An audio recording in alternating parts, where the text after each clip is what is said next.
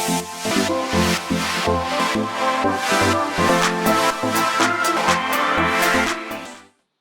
भाई बच्चा लोग, वेलकम। नए बच्चे, पुराने बच्चे और बहुत पुराने बच्चे। नए बच्चे से मेरा मतलब है 11th में जस्ट मूव करने वाले बच्चे, 10th पास। पुराने बच्चे मतलब जो हमारे 12th में मूव करने में पढ़ चुके हैं, और बहुत पुराने बच्चे मतलब जो ड्रॉप आउट बच्चे हैं, उन सब बच्चों को संबोधित कर रहा हूँ। साथ साथ इसमें वो बच्चे भी जो हायर कंडीशन दे रहे हैं वो भी इसमें बेनिफिट उठा सकते हैं। तो हम आज से शुरू कर रहे हैं एक इनऑर्गेनिक सीरीज। बच्चों को अलीगढ़ में बहुत डिमांड थी कि इनऑर्गेनिक की बहुत प्रॉपर टीचिंग नहीं हो पा रही है, सर इनऑर्गेनिक की वीडियोस बनाइए आप। मैं अभी तक ऑर्गेनिक की वीडियो बना रहा था कि बच्चों को डिमांड थी कि इनऑर्गेनिक वीडियो बनाई जाए। तो हम इस इंट्रोडक्टरी वीडियो के साथ साथ स्टार्ट कर रहे हैं इनऑर्गेनिक सीरीज को। इनऑर्गेनिक सीरीज से हमारा मतलब है कि इसमें हम थोड़ा सा बेसिक कंसेप्ट लेंगे, पहले 3 चैप्टर्स की। मोल कंसेप्ट के अलावा जो हमारा सेकंड चैप्टर है एटॉमिक स्ट्रक्चर, पीरियोडिक क्लासिफिकेशन और केमिकल बॉन्डिंग, इनमें कुछ बेसिक आइडियाज लिए जाएंगे। और बेसिक आइडिया में अभी आपको बताऊंगा कौन कौन से बेसिक आइडिया लेने हैं। और इस तरीके से इनऑर्गेनिक के बेसिक आइडिया लेने के बाद में फिर हम टिपिकल इनऑर्गेनिक केमिस्ट्री की तरफ पहुंचेंगे। टीचर्स यूजुअली बच्चों को फैक्चुअल फॉर्म में पढ़ाते हैं, अलीगढ़ ही नहीं आसपास के एरिया में भी ज़्यादातर फैक्ट बेस्ड पढ़ाते हैं, और अप्रोच होती है क्वेश्चन सॉल्व हो जाए। और टीचर का एक स्टेटमेंट है, कॉमन स्टेटमेंट है मोस्ट ऑफ टीचर्स का, इनऑर्गेनिक रटने की है। लेकिन मैं इससे इत्तेफाक नहीं रखता। इनऑर्गेनिक रटने की नहीं, लर्न बाई रोट नहीं है, ये लर्न बाई प्रैक्टिस तो हो सकती है, लेकिन सबसे पहले बेसिक कंसेप्ट को समझना बहुत जरूरी है। तो पहले हम बेसिक कंसेप्ट समझें। बेसिक्स को समझने के बाद में यदि हम इनऑर्गेनिक आगे पढ़ते हैं तो हमें इंटरेस्ट भी आएगा और चीज़ें ऑटोमेटिकली याद भी हो जाएंगी। जरूर नहीं है कि हम बिना समझे रटना शुरू कर दें, नहीं, बिना समझे नहीं रटना है, हमें समझ के ना है। समझने के बाद में प्रैक्टिस करनी है, तो उसको हम रटना नहीं कहते, फिर उसको कहते हैं समझना और याद रखना। तो इनऑर्गेनिक में खास ध्यान रखने की चीज़ ये है कि हम बेसिक लेके चलेंगे। और एक चीज़ और, लोगों का कहना है, लोगों से मेरा मतलब टीचर से यही कहना है कि इनऑर्गेनिक तो बहुत कम आती है, तो गलत फहमी दिमाग से निकाल दीजिएगा। बहुत कम नहीं आती है। आप प्रीवियस ईयर के पेपर्स ले लें, और प्रीवियस ईयर के पेपर्स को यदि आप खुद एनालाइज करें, यू विल फाइंड कि इक्वल वेटेज है। 33% ही आता है इनऑर्गेनिक में। एक क्वेश्चन आगे पीछे हो जाए वो अलग बात है। मान लीजिए 45 क्वेश्चन नीट में आते हैं, तो 15-15 का डिवीजन है, कभी 16 हो गए, कभी 14 हो गए, इतना फर्क तो पड़ सकता है। लेकिन आप सोचोगे 10 हो जाएंगे, 8 हो जाएंगे या 4 हो जाएंगे, ऐसा नहीं हो सकता। वेटेज इक्वल है, कहीं भी ऐसा कुछ नहीं है। और आप मेरी बात को यकीन न करते हो तो खुद ही प्रीवियस ईयर के पेपर्स को एनालाइज करें। इसके अलावा ये केवल कंडीशन की बात ही नहीं है। जो हमारे 11th और 12th के स्टूडेंट्स हैं, 11th के स्टूडेंट के लिए स्पेशली ये वीडियो समझ में आनी जब स्टार्ट होंगे, जब पहले 4 चैप्टर्स उनके कंप्लीट हो जाए, वो अच्छी तरह से पढ़ लें, तब उनको ये इंट्रोडक्टरी वीडियो के साथ साथ आगे की वीडियोज भी समझ में आनी शुरू हो जाएंगी। बेसिक कंसेप्ट जब भी समझ में आएगा जब उनको मोल कंसेप्ट के बाद में एटॉमिक स्ट्रक्चर आता हो।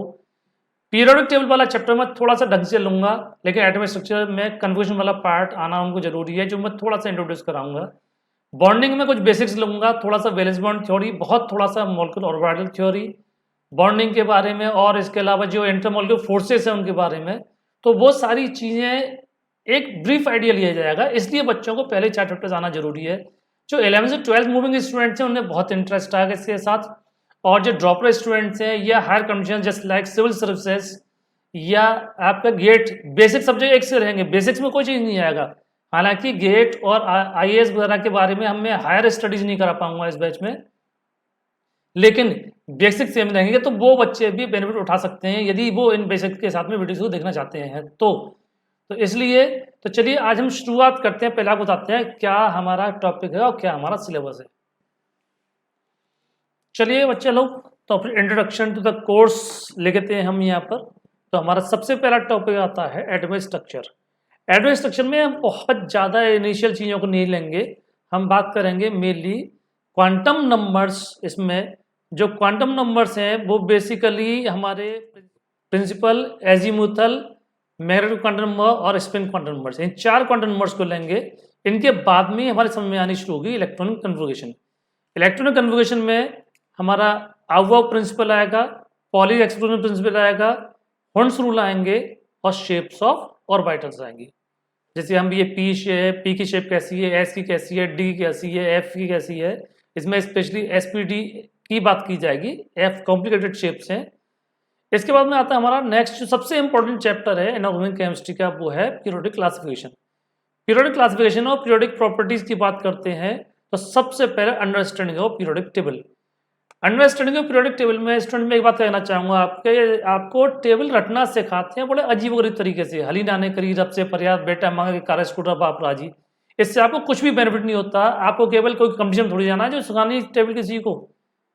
हमें यह टेबल को बहुत जेन्युइन तरीके से सीखना है, और यदि आप प्रैक्टिस कायदे से कर ले तो मैं आपको बताता हूँ जो मेरे स्टूडेंट्स हैं वो 20 सेकंड तक में पीरियोडिक टेबल सुना देते हैं, स्पेशली एसपी और डी ब्लॉक। हमें जिस तरह से हमारे कोर्स की स्टडी है उस तरह से हमें टेबल याद करनी है और जेन्युइनली याद करनी है, हमें कतई भी उसमें ट्रिक से याद नहीं करना।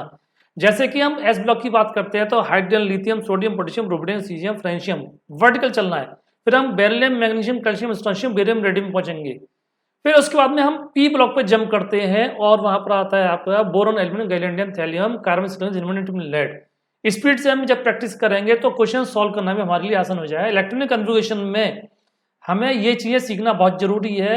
जब मैं पीरियोडिक टेबल में इंट्रोडक्टरी वीडियो लूंगा, पीरियोडिक टेबल की इंट्रोडक्टरी वीडियो, तो उसमें टेबल के थ्रू मैं सिखाऊंगा आपको इलेक्ट्रॉनिक कन्फिगरेशन एलिमेंट की कैसे निकाल सकते हैं, या हमें एलिमेंट का नाम बताओ तो उसकी पोजीशन कैसे फाइंड आउट करते हैं। तो देखिए अब यहाँ पर सबसे पहला टॉपिक आता है अंडरस्टैंडिंग ऑफ पीरियोडिक टेबल। तो अंडरस्टैंडिंग ऑफ पीरियोडिक टेबल की बात करते हैं तो इसमें मैंने बताया था आपको कि टेबल को याद करना सिखाएंगे कैसे याद करते हैं। उसके बाद में हमें एलिमेंट की इलेक्ट्रॉनिक कन्फिगरेशन निकालनी है या एलिमेंट की पोजीशन निकालनी है पीरियोडिक टेबल में। और नेक्स्ट हमारे सबसे इंपॉर्टेंट पार्ट आता है इसका periodic properties and their variations का। तो पीरियोडिक प्रॉपर्टीज और वेरिएशंस की बात करते हैं तो सबसे शुरुआत करते हैं हम लोग एटॉमिक रेडियस से, जिसे हम एटॉमिक साइज भी कहते हैं, और इनके डिफरेंट नाम होते हैं metallic, covalent and van waals radii. और साथ साथ हम आयनिक रेडियाई की बात करेंगे।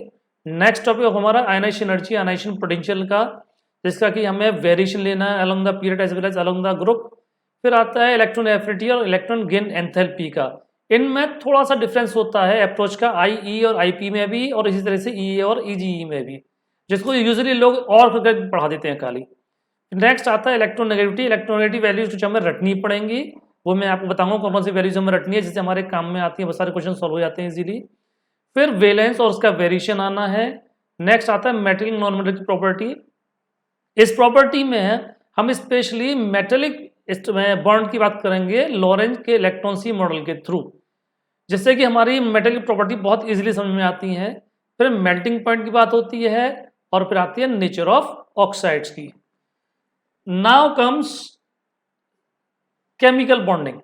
केमिकल बॉन्डिंग में सबसे पहले आएंगे टाइप्स ऑफ बॉन्ड्स, यानी कि आयनिक बॉन्ड, कोवलेंट बॉन्ड और कोऑर्डिनेट बॉन्ड। आयनिक बॉन्ड की जब हम बात करना शुरू करेंगे तो आयनिक बॉन्ड में सबसे पहले बहुत अच्छे से दिया जाएगा बॉर्न हेवर्ट साइकिल को, क्योंकि इसके बिना हम आयनिक बॉन्ड की फॉर्मेशन को, उनकी स्टेबिलिटी को समझ नहीं पाएंगे।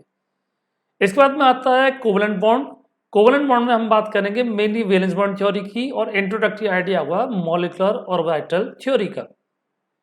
दोनों में ही कन्वर्जन निकालना सीखना है हमें। मॉलिक्यूल की एमओ थ्योरी में स्पेशली मॉलिक्यूल कन्वर्जन निकालना है, इससे ज़्यादा की हमें आवश्यकता इनऑर्गेनिक के लिए बहुत ज़्यादा नहीं होगी। और फिर कोऑर्डिनेट बॉन्ड की बात आती है। कोऑर्डिनेट बॉन्ड में बस ब्रीफ आइडिया होगा कोऑर्डिनेट बॉन्ड कैसे बनता है और इसकी प्रॉपर्टीज आयनिक और कोवलेंट के इंटरमीडिएट होती हैं। फिर next comes VSEPR theory. VSEPR theory की बात करते हैं हम, तो VSEPR थ्योरी में valence shell electron pair repulsion theory है, जिसे लोग विसेपर थ्योरी हमें बोलना चाहिए, लोग बोलते हैं वेस्पर थ्योरी, तो इसके प्रोनाउंसिएशन के हिसाब से it's VSEPR theory. Next comes bond parameters means bond length, bond order, bond angle, special की बात हो जाएगी, और उसमें शूमेकर एंड स्टीवेंसन इक्वेशन का इंट्रोडक्टरी आइडिया होगा। इसके बाद में हम लोग देखते हैं polarity of covalent bonds and percentage of ionic character. Percentage ionic character में हम हेनरी एंड स्मिथ इक्वेशन की बात करेंगे। फिर covalent character in ionic bond की बात करते हैं, जिसमें फजानुली बहुत ही इंपॉर्टेंट रूल है जिसको समझना भी है और हमें याद भी रखना है। अब अगला टॉपिक आता है जो काफी बड़ा टॉपिक हो सकता है कि इस पे पूरी एक या दो वीडियो बन जाती है, हाइब्रिडाइजेशन की और शेप्स ऑफ मॉलिक्यूल्स की। हाइब्रिडाइजेशन में sp3, sp2, sp सबसे बड़ी चीज है हाइब्रिडेशन की आवश्यकता क्यों पड़ती है, ये बातें ली जाएंगी, और हाइब्रिडेशन की वजह से हम लोग शेप्स कैसे डिफाइन करते हैं। Next terms MO theory of electronic conversion, यहाँ पर ब्रीफ आइडिया होगा और इलेक्ट्रॉनिक कन्वर्जन निकाली जाएगी। इसके बाद में आते हैं एंटीपार्टिकल फोर्सेज, जिन्हें हम स्पेशली कहते हैं वन वाल फोर्सेस। वन वाल फोर्सेज में कई टाइप्स होंगे उसमें, और लास्ट में आता है हमारा hydro bonding and it's effects on various properties. अब इसके बाद में जो हमारा टिपिकल इनऑर्गेनिक केमिस्ट्री आती है। टिपिकल इनऑर्गेनिक केमिस्ट्री में हम लोग बात करेंगे इस पे 11th और 12th के दो पार्ट में डिवाइड करने के बाद 11th के पार्ट से 11th वाले बच्चे बेनिफिट उठाएंगे और 12th वाले पार्ट से बच्चे 12th वाले बेनिफिट उठाएंगे। लेकिन 12th वाले पार्ट के बच्चों को भी 11th का पढ़ना बहुत जरूरी है, जिससे कि थोड़ा सा बेसिक अच्छे से सीख जाएंगे और 12th की इनऑर्गेनिक जल्दी समझ में आएगी। और ड्रॉपर के लिए तो दोनों आवश्यक ही है अपने आप में। तो हम बात करते हैं इसके बाद में अब टिपिकल इनऑर्गेनिक केमिस्ट्री की। तो देखिए इसको दो हिस्सों में बांटा गया है, कोर्स 11th का और कोर्स 12th का। 11th के कोर्स की बात करेंगे तो हमारे सीबीएसई बोर्ड के सिलेबस या मोस्ट ऑफ द बोर्ड के सिलेबस के हिसाब से यहाँ पर हमारी स्टडी तीन हिस्सों में बढ़ती है। एक एस ब्लॉक, दूसरा पी ब्लॉक और तीसरा आता है यहाँ पर studies of compounds of above groups. S block में फर्स्ट डे सेकंड डे की बात करते हैं, तो ध्यान रखें वर्टिकल इनको याद भी करते चलना साथ साथ पीरियड टेबल के हिसाब से। पी ब्लॉक में थर्ड डे फोर्थ डे, पहले फिफ्थ डे भी था लास्ट ईयर था, लेकिन अब फिफ्थ डे को हटा दिया गया है और फोर्थ डे तक ही रह गया है कोर्स हमारा। फिर इन ग्रुप्स के जो कंपाउंड्स होंगे उनके एलिमेंट्स की कंपाउंड्स की स्पेशल स्टडी की जाएगी इसके बाद में। ज्यादातर कोर्सेज के हिसाब से ये होता है कि वहां पर जैसे जैसे ग्रुप स्टडी चलती है वैसे वैसे कंपाउंड पढ़ाते जाते हैं, लेकिन टॉपिक बिल्कुल इररिलेवेंट हो जाता है, इसलिए मैं इनको अलग से लेता हूं हमेशा, क्योंकि ग्रुप स्टडी कंटिन्यूटी में चलती है एक साथ। Next come class 12th। तो क्लास 12th में पी ब्लॉक हमारा स्टार्ट होता है फिफ्थ डे से, और फिफ्थ डे के सिक्स्थ डे, सेवन्थ और एट्थ डे की बात होती है। फिफ्थ डे का मतलब nitrogen family, oxygen family, halogen family और नोबल गैसेस की बात की जाती है। यहां तक हमारी स्टडीज वर्टिकल चलती हैं, तो टेबल भी हमें इन ग्रुप्स के सेंस में वर्टिकल याद करनी है। अब आता है डी ब्लॉक। डी ब्लॉक की हमारी स्टडीज जो है वो हॉरिजॉन्टल है हमारे कोर्स के हिसाब से, तो मेनली हमारे हॉरिजॉन्टल कोर्स की वजह से हमें डी ब्लॉक को लर्निंग भी हॉरिजॉन्टली करना है। और हॉरिजॉन्टल लर्निंग करने का मतलब है कि हम चलेंगे left to right, scandium, titanium, vanadium, chromium, manganese, iron, cobalt, nickel, copper, इस तरीके से। ऐसे नीचे वाले ग्रुप्स भी याद करेंगे, तो ये ध्यान रखना है। ऐसी एफ ब्लॉक में आता है, एफ ब्लॉक को भी हमें याद करना है हॉरिजॉन्टली, अदरवाइज एस और पी ब्लॉक तो हमें वर्टिकल ही याद कर बताई थी मैंने आपको। तो चलिए अब बात करते हैं एफ ब्लॉक में। एफ ब्लॉक में आते हैं आपके लेंथेनाइट्स के और एक्टिनाइट्स आते हैं। लेंथेनाइट को हम 4F सीरीज भी कहते हैं और एक्टिनाइट्स को 5F सीरीज भी कहते हैं। विशेषता ये है कि लेंथेनाइट हमारे थर्ड बी में ही आते हैं, लेंथेनाइट एक्टिनाइट दोनों, लेकिन लेंथेनाइट थर्ड बी के 6 पीरियड में और एक्टिनाइट थर्ड बी के 7 पीरियड में आते हैं।